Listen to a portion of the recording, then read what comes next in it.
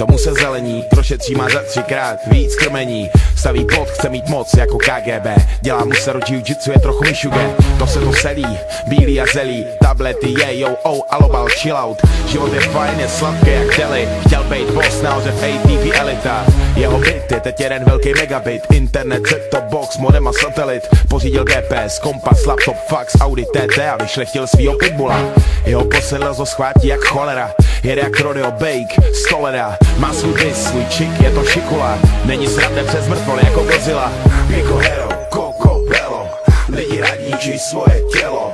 Narko za to kop, diamant v euro, kredit šmelo, konto na Seychelles. Jako hero, Coco Bello, lidi radničí svoje tělo. Narko za to kop, diamant v euro, kredit šmelo, konto na Seychelles. Na večer do půjčovny pro další DVD, zčekovat něco z Bruce Lee, je to luxusník. Čoroval svačiny v kostele, ikony, digihry, pantofle, kazeťák z Číny. Vybírá výpalný, vstupný a taxi, vybírá jen dobrý maso, ne žádný flaxy. Nemá rád cizince, hippies a Greenpeace, využívá úlevy, dávky, dotace, zkratky.